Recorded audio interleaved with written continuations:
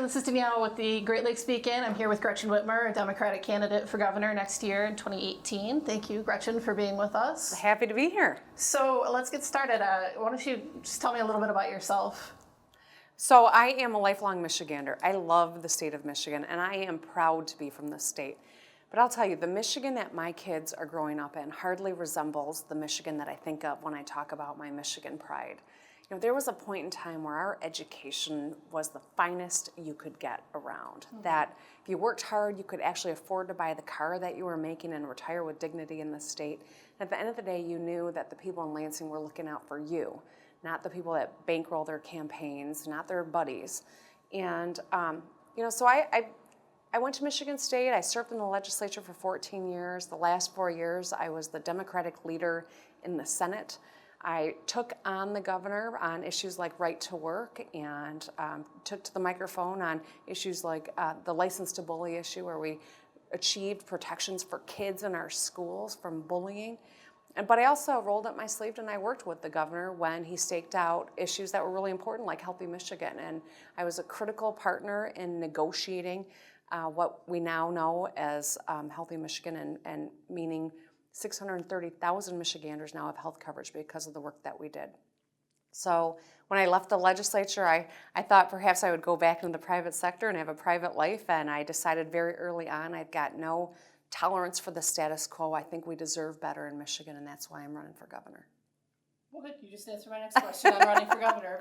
But, so if you were elected, what would be the top 3 policy issues that you'd want to tackle? Well, there are so many, frankly, that are on my list of issues that we've got to confront as a state.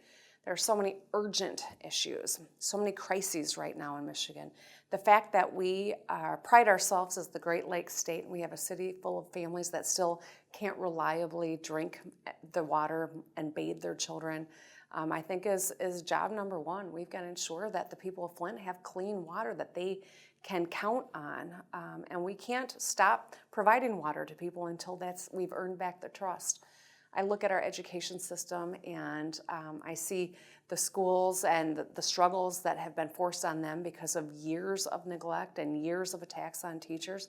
We need to elevate the profession of teaching to support our children, to support our teachers, and ensure that our kids have got the skills that they need to be successful. And we also need to ensure that every Michigander has a path to a better job, whether it's through apprenticeships and trade skills, or making college affordable, or community college, that those are the things that are most critical in terms of how we turn our state around and improve people's lives here in Michigan. What would you say makes you different from your opponents?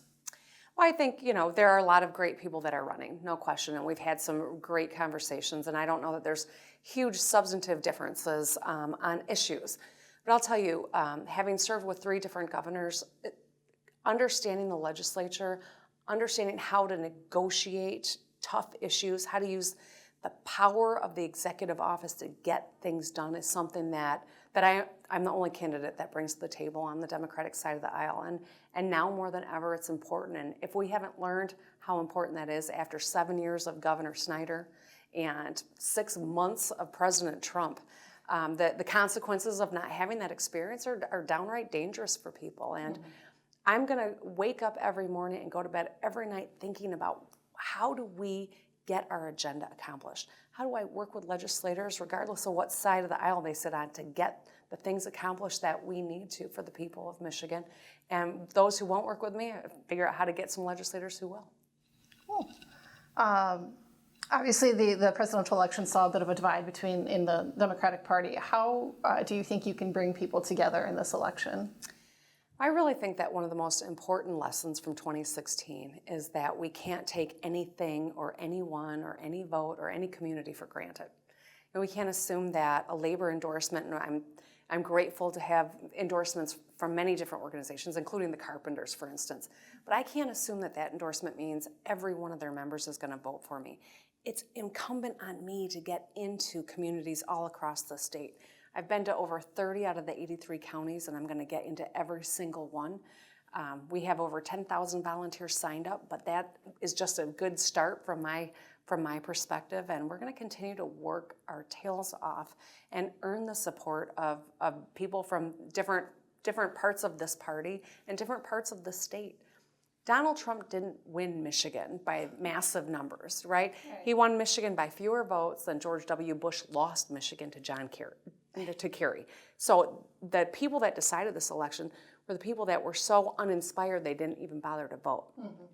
We don't have to change who we are as a party, but we've got to put forth an aspirational vision and talk to everyone across the state and build a platform that really speaks to people.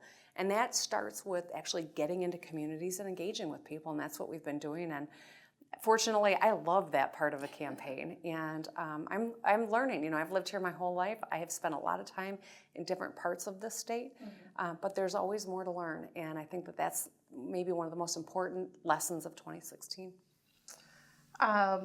You had mentioned earlier about the water in Flint. What is your plan for ensuring residents in urban centers like Detroit and Flint have a good quality of life? Flint obviously facing the water crisis. Detroit has a foreclosure crisis and water shutoffs.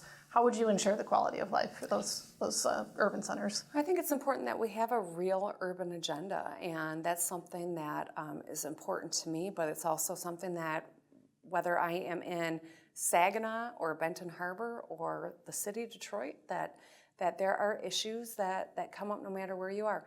One of the interesting things I think surrounding the discussion about what's happening in the city of Detroit, for instance, there is a lot of celebration about activity that is going on in part of the city, and I think that's great.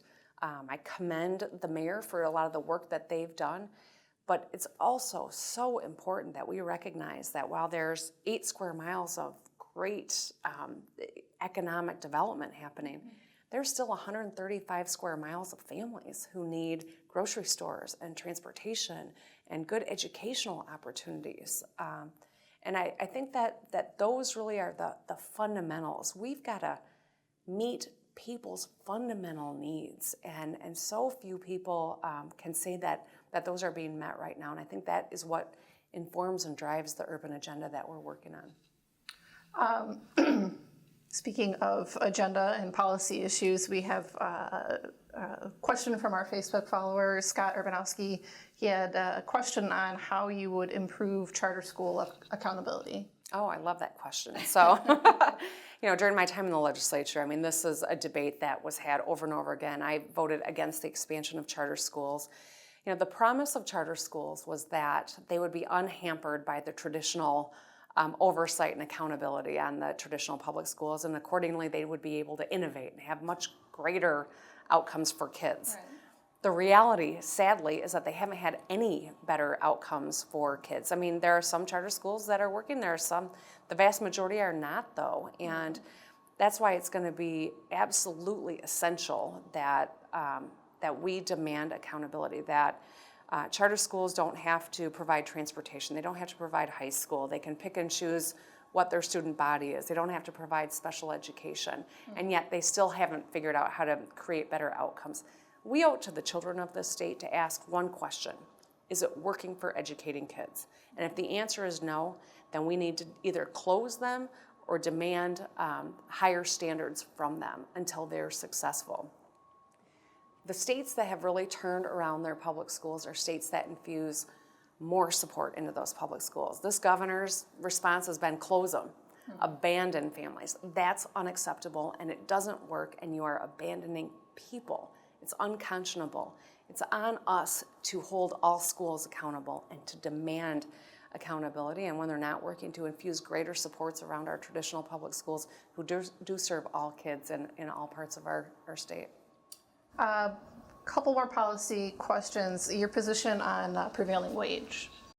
So when I was in the legislature, I negotiated protections to ensure that the governor would not undermine prevailing wage in Michigan. I'm proud of that, but I also know that we can't go from governor to governor. As I look at this ballot initiative, I'm very concerned about it because I think there's a lot of misinformation. They've been very clever about trying to get signatures with the legalization of marijuana, recreational marijuana, and I think a lot of people are signing those petitions, not really appreciating what it is. They think that it's a part of the marijuana legalization, and I think that's a fraud on the public. So I am very worried about it. I've always supported prevailing wage. I think it's absolutely essential to elevating the standard of living for people in Michigan. And as you look to other states that have gutted it, they regret it. Republicans have been on the record acknowledging that it has not improved their economy, has not improved people's quality of life. And at the end of the day, we want people to be able to afford to go see the dentist. And that was a real example that came up in one of the Republicans that pushed on eliminating prevailing wage, and it was a big regret that they had. Our last question is your position on single-payer health care. Obviously, there was a rally earlier this week. A lot of folks getting around that. What's your position on that issue? Well, obviously, with all of the craziness that's going on in Washington, D.C., with congressional debate about trying to gut the Affordable Care Act or repeal it and replace it or skinny, or whatever they're calling it now. The fact of the matter is that we have got 630,000 Michiganders who now have coverage who didn't before. I fought for that because I thought it was the right thing to do, and I remain committed to ensuring everyone has affordable coverage here in Michigan and is covered. The governor, I think, came to it because he did the math. You know, he put on his green eye shades as the accountant and did the math and figured out that it would have a huge benefit to our economy. Right. Regardless of how we got there, I'm glad that we staked out that territory, and I'm going to continue to fight to make sure every Michigander has that. Okay, well, that's all the time that we have. Thank you so much. Appreciate it. Danielle, always good to see you. You too.